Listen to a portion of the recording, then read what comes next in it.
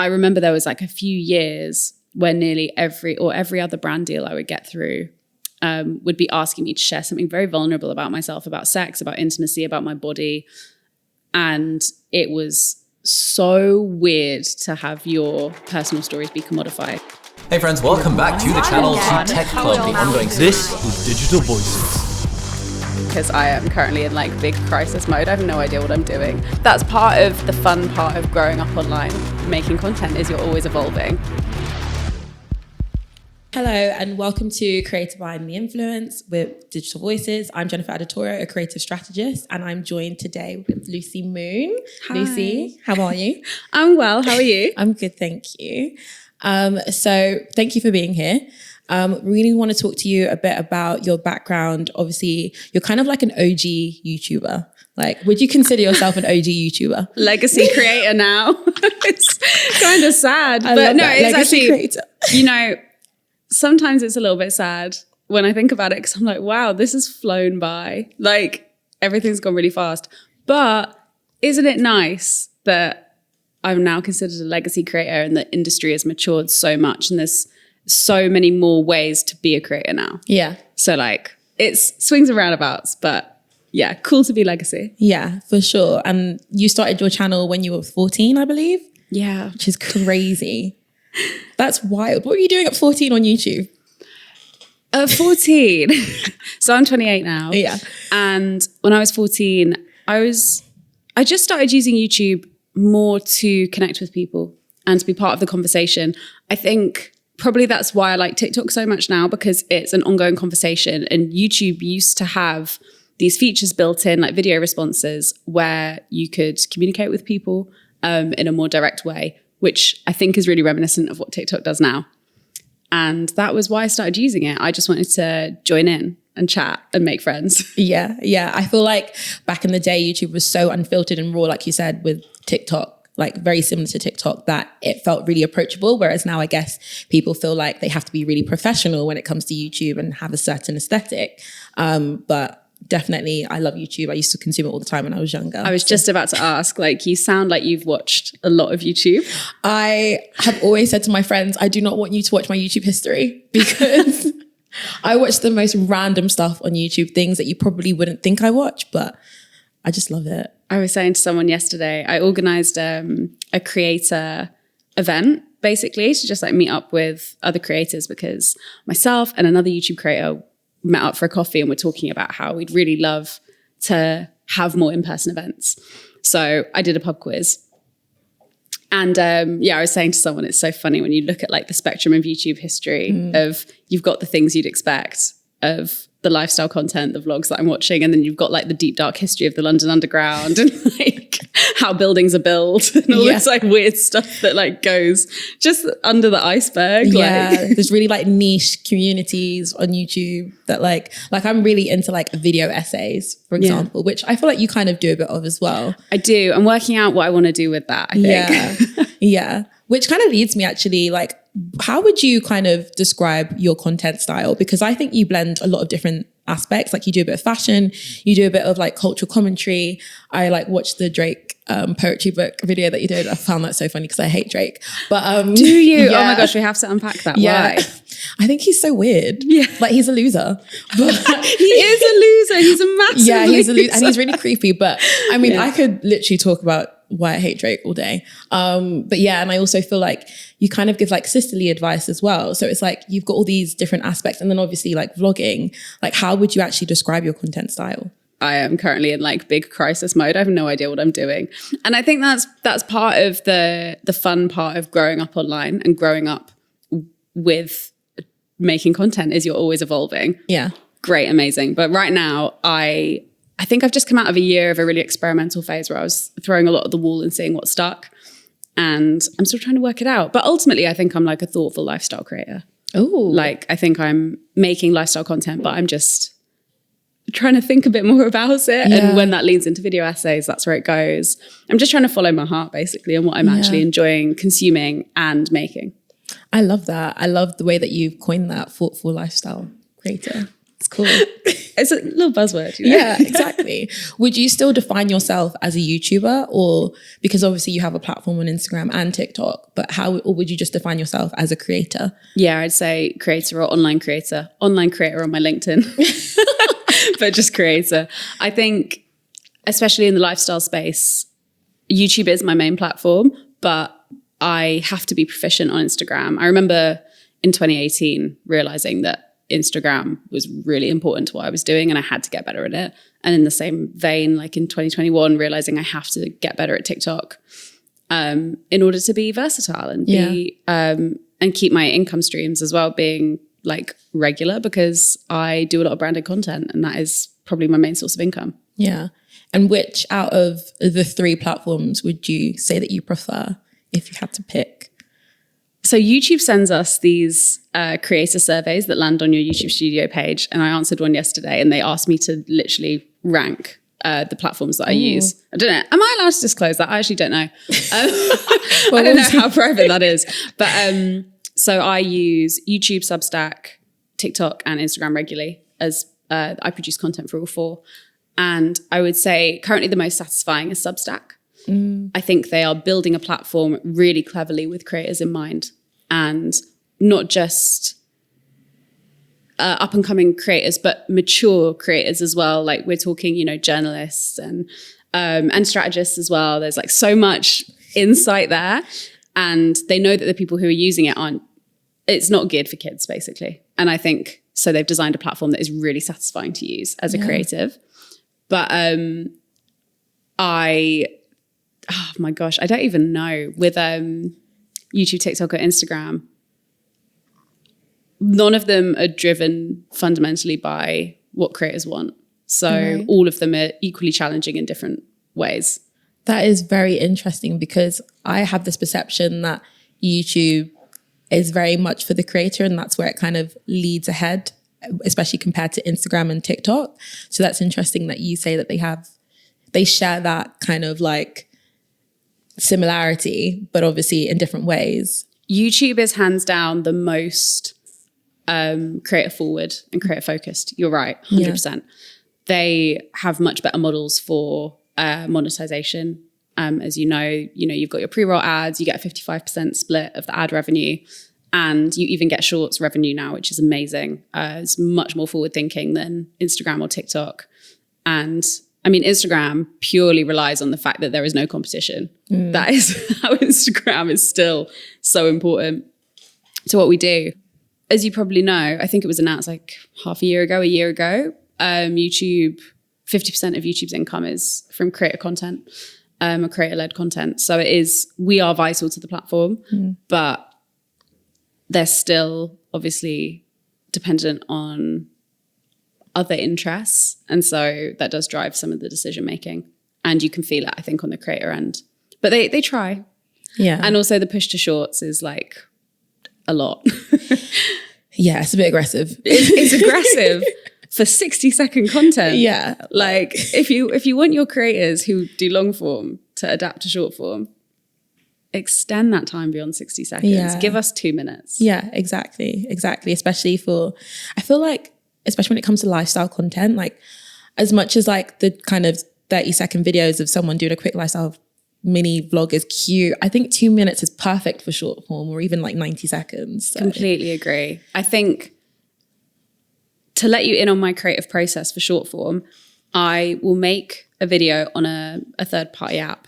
I'll edit it on a third-party app, and then I will do a normal edit of what I would like the content to look like for TikTok. I will then trim it down to 90 seconds, put that one on Instagram, then trim it down to 60 and put that on YouTube. Ooh. It is so, what's the word? It's a bad use of my time. Yeah. And for the same audience, effectively. Yeah, exactly. But that's really interesting, the process behind obviously editing your content for a specific platform and in a specific format. That's really interesting. Yeah. But to quickly go back to Substack, because I actually find that really interesting. Maybe it's because I'm a strategist and a writer. Are you on Substack? Do you use it? No, I'm not. But interesting. I follow like like social media insights people on Substack. And I think it's really interesting that it's quite a big part of you and your content, because I think there was a period where there were all these newsletter platforms that were coming out, especially like with like Twitter were also trying to introduce something at the time. So it's really interesting to see how it's still, well, Substack has still managed to maintain that relevancy, especially among like journalists, writers, and like bloggers essentially, because I'm sure like when you were coming up on YouTube, there were a lot of like bloggers, like blogging creators where it was like writing a post with like an outfit check, like stuff like that, like old school. Don't tell me you did that. I did, but I followed some of my friends now who are still, they're doing amazing things and are somewhat creators as part of their job. Some of the coolest people I'm friends with now were bloggers, and I followed them for years when I was like 15, 16, 17. Do you know Shoppe? Yes, I do. Kind Regards Shoppe. Yeah. Oh my God, I am obsessed with her. And I followed her blog with Shore, right? Yeah, for twin. years. Oh, she's launching a clothing brand now, and she's just exceptional. Oh, wow. She's so good.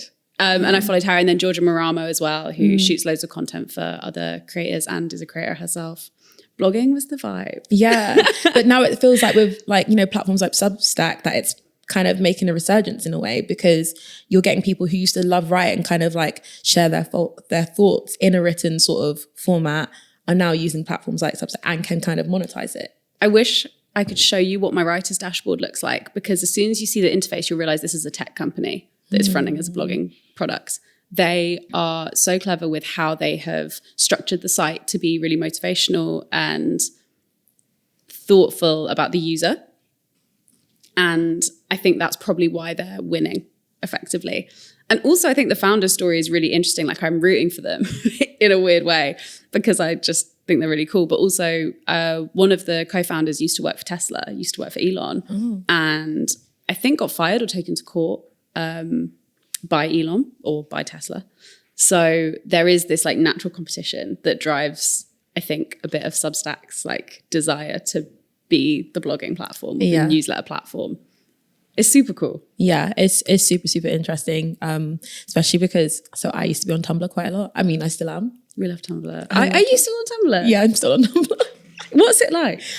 It still feels the same, you know? It's updated a little bit, but it still feels the same, which I really appreciate, because I think a lot of apps, especially like Instagram, try and change to a point where they're unrecognizable. And I like the fact that Tumblr still is itself, like in the same way Pinterest is. So starting YouTube obviously at a really young age, you've managed to build a community, which I think is something that really sets YouTube apart from like TikTok, for example.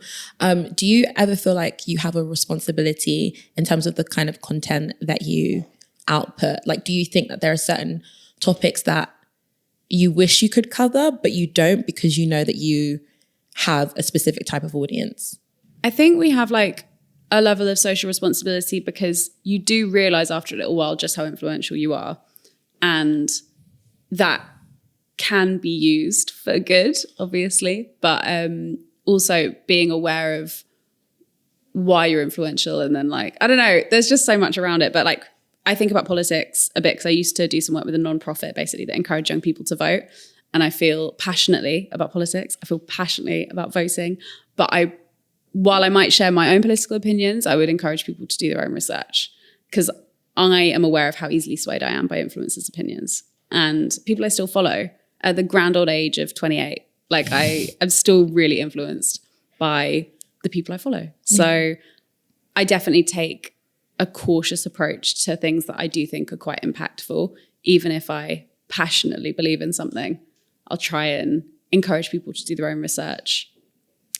Because, you know, as nice as the world would be if everyone agreed with me all the time, it's not the right way for the world to be. Yeah, no, I 100% agree with that. I think it's, you know, it goes back to you being a thoughtful lifestyle creator. I think it's just, you've got to be considerate of, you know, people having different views to you and just trying to like, not trying to force that on your audience. So I respect that a lot. Yeah, thanks. But yeah, I don't know. We are just super influential. It's scary. Yeah. You find it scary? Yeah, definitely. I think it's been really interesting watching how the creator economy has evolved, and just the creator like landscape in general, and the motivations and how they've changed. So for a lot of people, like the term creator speaks for itself. They wanted to make stuff. That was the driving force.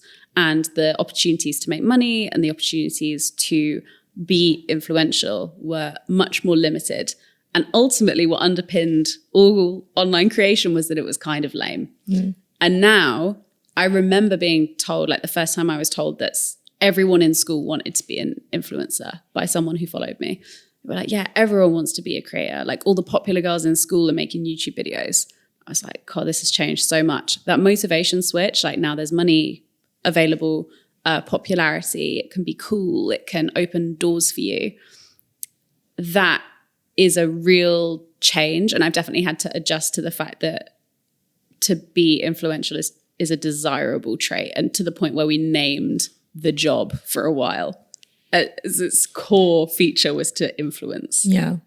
So I find it scary, yeah. Yeah. I guess it's a lot. And I guess for people who, you know, especially in recent years have broken out on TikTok really quickly, that like gaining all this like support and attention so quickly must be really, really scary. Whereas I feel like with like, you know, the legacy creators like yourself. I need to move away from that phrase. I'm going to keep calling you that throughout. I feel like you guys had a bit of time to kind of develop your audience. Not to say that that's still not scary, but I just can imagine like, you know, when someone grows really, really quickly, how to kind of deal with that. And I also feel like you as like the OG creators kind of help prep them in a way, like they can come to you for guidance if they need it, in terms of understanding how to deal with that responsibility, if that's what you want to call it. Yeah, do you know what? Again, I was talking to another creator the other day, and we were talking about how I was saying I would love a mentor, but there are no mentors, unfortunately for me, but how we could both be mentors to a younger generation that maybe would need support, even from basic things like finding the right accountant, or, you know, how to build out your business, you know, how to have longevity. Like we could help with all of that. With the people who have started TikTok and grown audiences on TikTok, the experience is very different because everything is a broadcast that is potentially viewable to millions of people. And I feel very lucky that I got to feel out my opinions and my content in a place where I built community. TikTok isn't necessarily primarily about building small community. It's about building wide-reaching connections, you know? So it's like, it is the front page of the internet now. Yeah. And that is very different. I hope to be able to mentor and support not smaller, but up and coming creators who are just starting, have found influence and fame and are like, or fame, just like an audience and are like, I need help with this stuff. But yeah, it is fundamentally quite a different experience. Yeah. I love that. I love that you kind of want to mentor emerging creators, because I think that's something that I'm really passionate about myself. I think it's just like, especially in a creative space where I feel like the resources are a bit weird because people still don't know how to respond to the influencer space, even though it's been around for a while. I think it's really good that, you know, you have legacy creators who are creating that space for up and coming creators. But I kind of want to switch gears a bit and talk a bit more about your content and the type of videos that you create. So you create quite a lot of content around your sobriety. And I would love for you to kind of talk a bit more about that, and also how you think that may have affected your channel and the people that are drawn to your channel. I think it's really interesting that people say to me, you make a lot of content around sobriety, because I feel like I've made like 4 things ever about sobriety. But it has become quite an important part of what people see of my content, or it kind of snowballs a bit more maybe because it's slightly unusual to be young and a woman and talking about not drinking.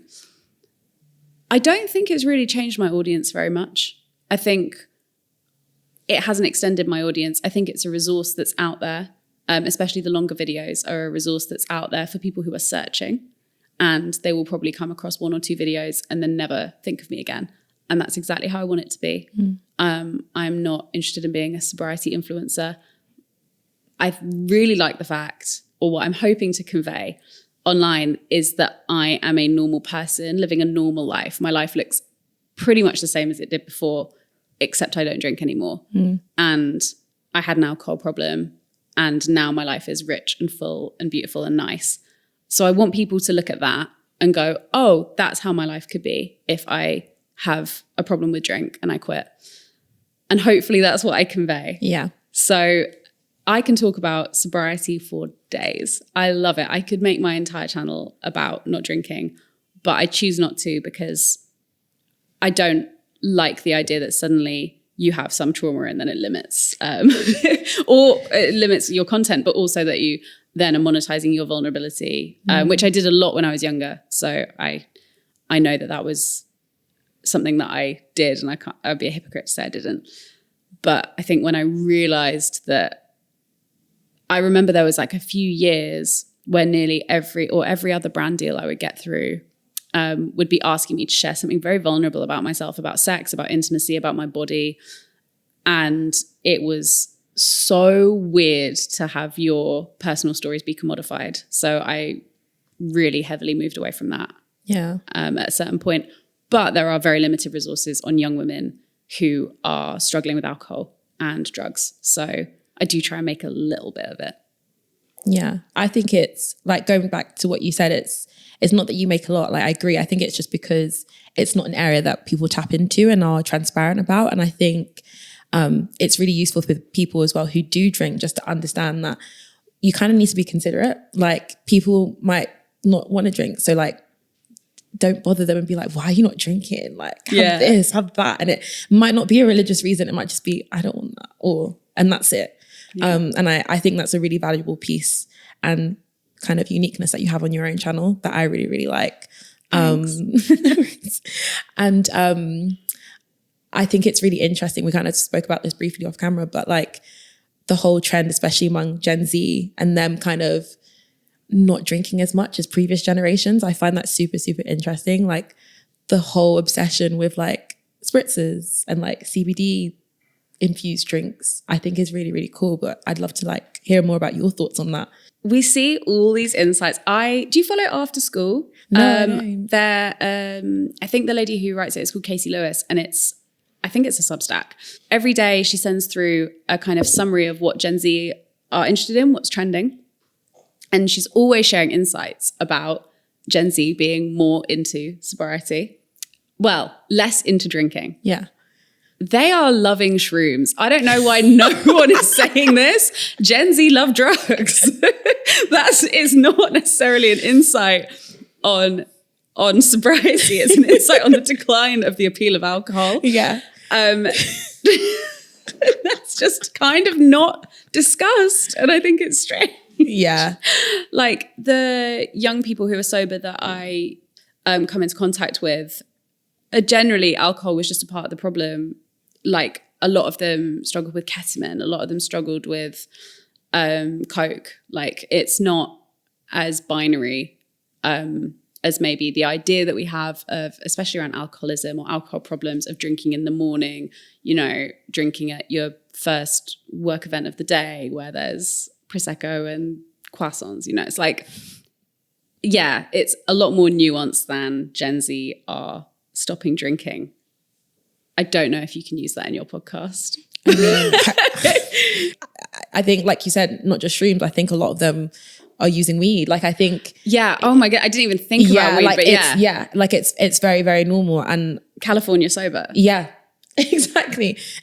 So yeah, I agree with you. It's not, we shouldn't be focusing too much on the decline of them drinking alcohol. It's just that they're taking up other substances, which are kind of just as harmful.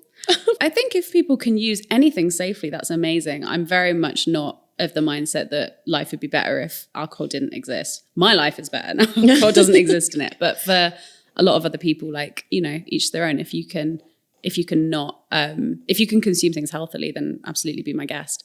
So I'd like to talk a bit more about the brand deals that you've done with brands like Peroni, for example, where you've, worked with them on their alcohol-free drinks and stuff like that, because obviously now we're getting a rise in that kind of products and stuff like that.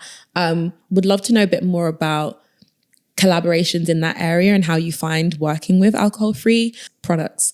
And just like, as well, it'd be interesting to know, like, do you still get alcohol brands approaching you for collaborations with products that obviously contain alcohol, and how do you feel about that? Because again, it's just like people not doing their research and sensitivity checks and stuff like that. You'd be stunned at how many brands do not do, or agencies do not do research or sensitivity checks. I get alcohol collaboration offers all the time. Wow. This one is absolutely fine. And I've actually worked with this company since from one of their non-alcoholic offerings.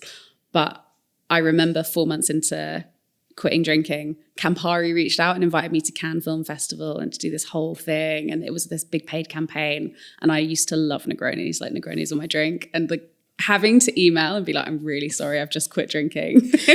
But thank you so much. And if you ever do anything with Crodino, please let me know. Yeah. Was gutting. But obviously for the best. Yeah. In terms of how I navigate working with the 0% offerings of the alcohol brands, I think it's hard. I think, and a lot of sober people have a lot of different opinions on it as well. I've heard so many different opinions on whether I should work with 0% brands. And I think it's good for people to know about the offering. Yeah. I don't know if I'll continue to in the future. Maybe my opinions will change. But right now it feels fine. I consume those products myself. I drink a lot of 0% beers when I'm out. If your offering in your pub is Coke Zero or a 0% beer, I will always take the 0%. I think it's murky water, but I at the moment feel comfortable with it. Yeah. That's interesting that people kind of look sideways at it.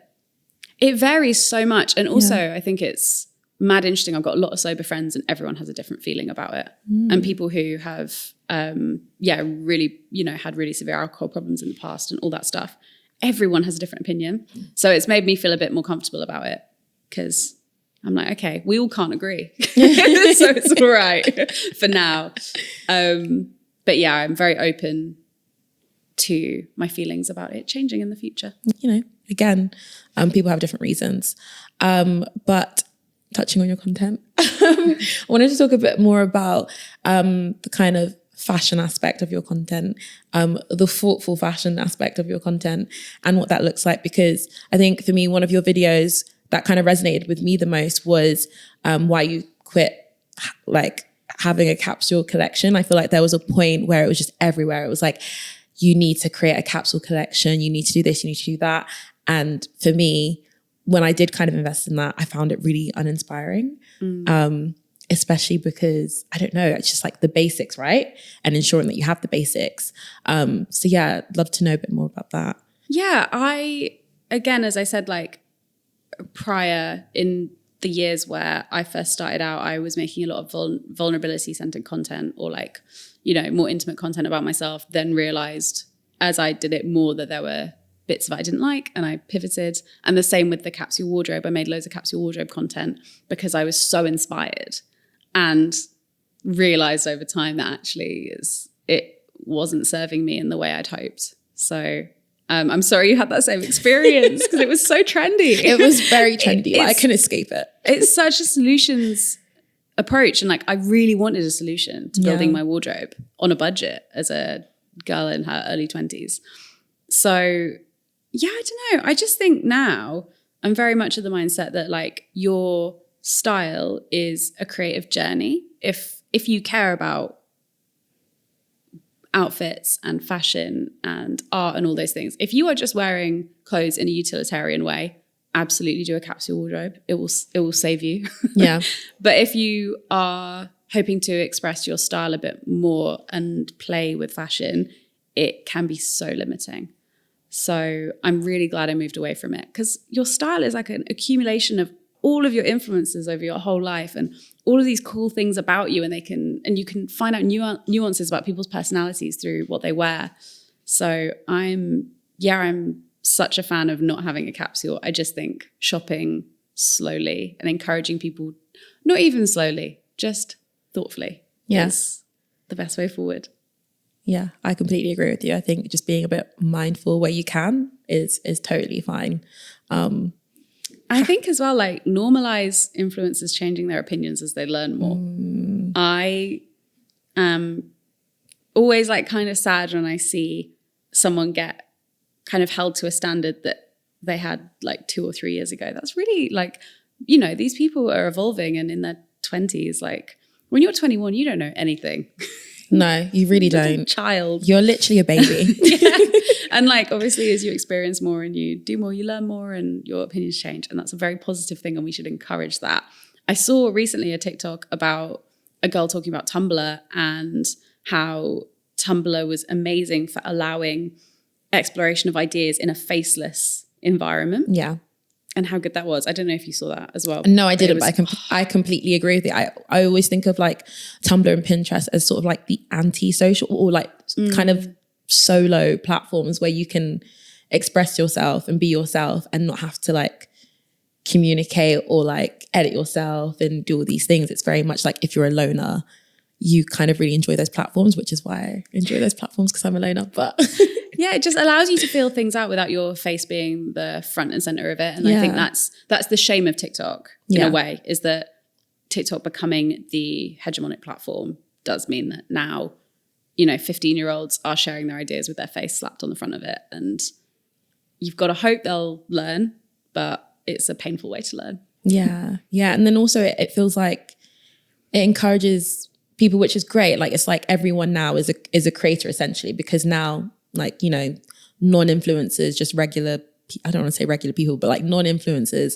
are creating content, right? Yeah. Because that entry is so much lower than it was. But at the same time, I feel like people are getting a bit of a fatigue because they feel that when they do go on a social platform like Instagram or TikTok, they have to create something aesthetically cute. Yeah. And they can't actually be faceless, like you said, on platforms anymore and post like really raw content. It's so true. And then that's led to the rise of, probably Substack as well, but Be Real and all of that stuff. Finstas. Yeah. We love a Finsta. Yeah, I have multiple. You have multiple? I have multiple for different reasons. Can you tell me more about that? I'm so curious. I just use them for different things, you know? Like, okay. Yeah, different. I don't want to expose myself. Okay. I just have one that I follow other people's Finstas on and occasionally post a photo. I rarely post on it. I use it as more of this is where all the Finsters live of my friends. Yeah, so Finsta I can community. follow them. Yeah, I can follow them. I use mine more to stalk people. Yeah, I figured. That's what my friends say is like the main reason they use theirs is to just check up. Finsta is the way that I found out that a journalist who'd written something about me had blocked me. Before, as she published, she blocked me. And I had no idea it had come out. And then I went on someone was like, why don't you use your Finsta to check if she's blocked you? And she had. And I was like, no way. That's so weird that she blocked you though. It's so weird. In 5 years' time, where do you see yourself as a creator? Or if not a creator and an entrepreneur? I don't know. You never know with creators, do you? And I'm manifesting it for you. You may be like a mogul. Oh my God. I can't think of anything worse, but thank you very much. This past 2 years, like I say, in inverted commas, post-pandemic, have been pivotal for me realizing what I don't want.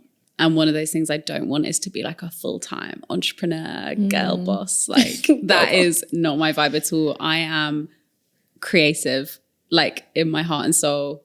All I want to do is make cool shit. And that's it. So yeah, I don't see entrepreneurship on my horizons in 5 years. Everything I do for my business, I do out of true necessity. Like, okay, I have to go and, you know, make money and I have to go and live. I'm just vibing. As you should. I don't know. And I think it's okay not to know. I would love to know more about what I want to do in 5 years' time, but I have no idea. And I think it would be bold to presume that anything will be the same as it is right now. Because like, again, to bring it back to everyone's favorite social platform, TikTok, the way that has just exploded, I couldn't have predicted, you know, it's just happened and it's huge and important.